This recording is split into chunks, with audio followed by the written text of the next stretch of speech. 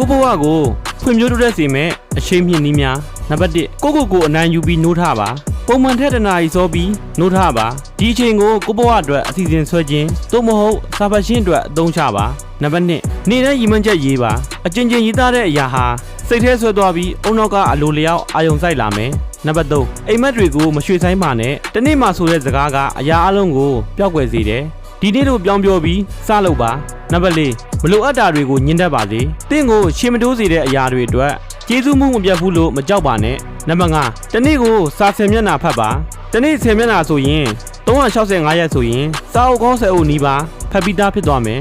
နံပါတ်6ဘဝကိုစနစ်တကျထားပါလှုပ်ရှားတွေကိုရေးပြီးအရေးကြီးတာတွေကနေ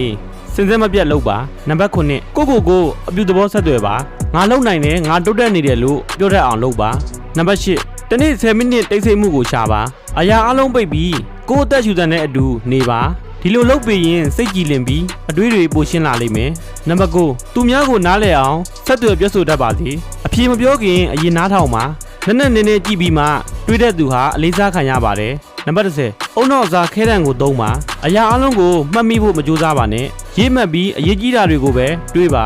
နံပါတ်7တခြားသူတွေကိုအပြစ်မတင်ပါနဲ့သူများကိုအပြစ်တင်ပြီးကိုယ်စွမ်းအင်တွေဖြုံးတိတာအစားသင်ခန်းစာယူပါနံပါတ်7တင်းကိုတိုးတက်စေမဲ့သူတွေနဲ့နေပါဖွံ့ဖြိုးရေးကိုအားပေးတဲ့သူတွေနဲ့နေရင်တင်မသိလိုက်ပဲတိုးတက်လာမယ်နံပါတ်73ညတိုင်းဒီနေ့ဘာတင်ယူခဲ့လဲမေးပါဒီမိကွန်းကတာမန်နှွေးတွေကိုတောင်တန်ဖိုးရှိသေးတယ်နံပါတ်14ကိုခွင့်လွတ်ပြီးရှေ့ဆက်သွားပါအတိတ်နဲ့မနေပါနဲ့မင်းလုံနိုင်တယ်မနှက်ဖြတ်မှစလုပ်လို့ရတယ်လို့ကိုပြောပါ